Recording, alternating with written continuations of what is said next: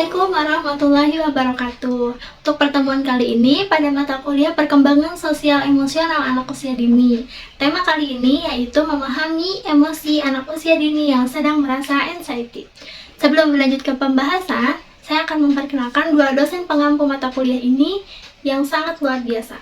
Yang pertama, ada Bapak Dr. Haji Aam Kurnia, dan yang kedua ada Haji Muhammad Naufal Fairuzilah.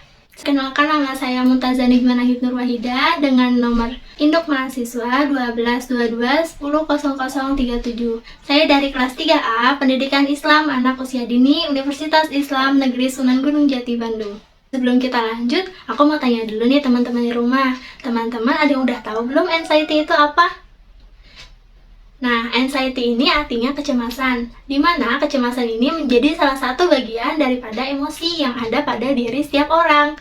Nah, kecemasan ini sering kali dijumpai oleh orang dewasa, remaja, bahkan anak kecil pun, anak usia dini sering mengalami kecemasan. Nah, teman-teman pasti penasaran kan, kecemasan apa sih yang sering dialami anak usia dini? Istilah dari emosi yaitu emotus atau emover, yang artinya suatu ekspresi yang mendorong terjadinya sesuatu. Misalnya emosi sedih, nah mendorong kita untuk menangis. Emosi senang mendorong kita untuk tertawa, untuk tersenyum, dan emosi-emosi yang lain sebagainya. Nah, contohnya pada gambar ini nih. Seorang ayah menanyakan emosi kepada anaknya. Emosi apa sih yang sedang kamu alami? Apakah kamu merasa senang? Apakah kamu merasa sedih? Nah, secara tidak langsung, anak akan memperlihatkan emosinya yang sedang dia rasakan. Jadi, emosi itu timbulnya terhadap suatu kejadian, di mana kejadian itu dapat mempengaruhi ekspresi yang ada pada dirinya. Entah itu mengamuk, mungkin anak mengamuk karena apa yang dia harapkan tidak tercapai gitu. Jadi, orang tua perlu untuk menanyakan kepada anaknya, alasan kamu merasa sedih itu kenapa? Alasan kamu merasa bahagia itu kenapa? Seperti itu.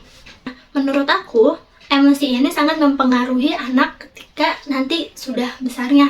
Anak yang mampu mengendalikan emosi atau mengelola emosi yang ada pada dirinya, itu mampu menjadikan si anak itu menjadi sukses.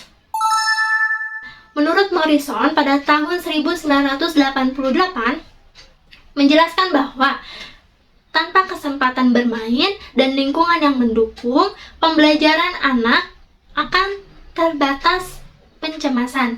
Maksud pencemasan di sini yaitu ketika anak merasa cemas, tidak ada lingkungan yang mendukung. Untuk anak mengeluapkan emosinya itu tergantung pada perasaan yang ada pada diri si anak itu. Misalkan si anak ini sedang berebutan mainan. Nah, otomatis si anak itu akan merasa sedih kan? Mainan yang dia punya, mainan yang dia pegang itu direbut oleh orang lain atau temannya. Nah, hal tersebut mungkin membuat dia merasa sedih. Otomatis air mata pada dirinya itu keluar. Nah, itu menandakan bahwa dia itu sedang perasaan anxiety atau kecemasan yang terjadi pada anak usia dini itu mungkin anak merasa dirinya itu tidak nyaman atau dirinya itu merasa sedang tidak aman. Hal tersebut mungkin timbul karena anaknya ditinggal oleh orang tuanya, anaknya ditinggal oleh pembantunya, misalkan dia takut orang tuanya gak balik lagi, takut terjadi apa-apa sama orang tuanya, mungkin seperti itu. Jenis anxiety yang terjadi pada anak itu ada 6. Yang pertama ada separation anxiety, kecemasan akan perpisahan. Di mana kecemasan akan perpisahan ini si anak tidak bisa melepas seseorang yang sudah dekat dengan dirinya.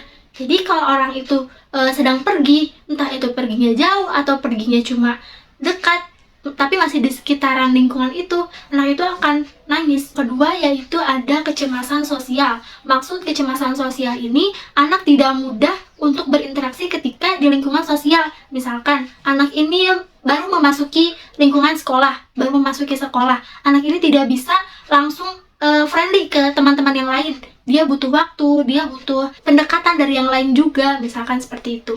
Selanjutnya yang ketiga ada mutisme selektif. Untuk mutisme selektif ini, anak ini sulit untuk berbicara di depan orang yang baru dia kenal. Tapi kalau di rumahnya itu bawel. Kalau di rumahnya itu suka nanya apa aja, suka ngobrol apa aja, seperti itu. Selanjutnya yang keempat, itu ada kecemasan umum. Kecemasan ini terjadi apabila anak merasa khawatir. Contohnya, khawatir dengan kinerja di sekolahnya menurun. Selanjutnya yang kelima, ada gangguan obsesif kompulsif. Untuk anak yang mengalami gangguan obsesif kompulsif, itu pemikirannya dipenuhi dengan hal-hal yang tidak anak itu inginkan. Ya, yang keenam itu ada fobia spesifik. Nah, untuk fobia spesifik ini, contohnya kayak anak ini takut hewan atau takut badai misalkan. Nah, untuk kecemasan yang sering dialami oleh anak, yaitu ada kecemasan akan perpisahan. Nah, untuk kecemasan akan perpisahan ini bisa kita sebut dengan separation anxiety. Separation anxiety itu terbagi menjadi dua. Ada separation anxiety, ada separation anxiety disorder. Ada yang biasa saja, ada yang sudah mencapai gangguan. Untuk yang separation anxiety terjadi apabila anak tersebut masih berusia 12 sampai 18 bulan. Ketika anak tersebut menangis sampai merasakan kesakitan dalam tubuhnya, kayak merasakan sakit kepala, muntah-muntah, kayak gitu, itu sudah ada di tahap berikutnya, yaitu separation anxiety disorder. Sudah menjadi gangguan yang sangat mengganggu pada kehidupan anak.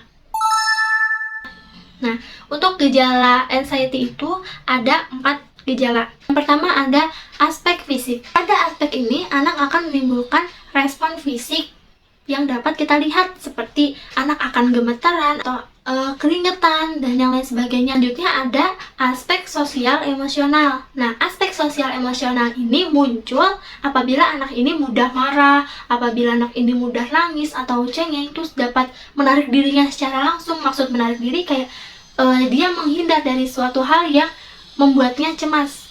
Selanjutnya ada gejala, ada aspek kognitif. Nah, pada aspek kognitif ini muncul ketika ada perubahan-perubahan yang terjadi pada anak.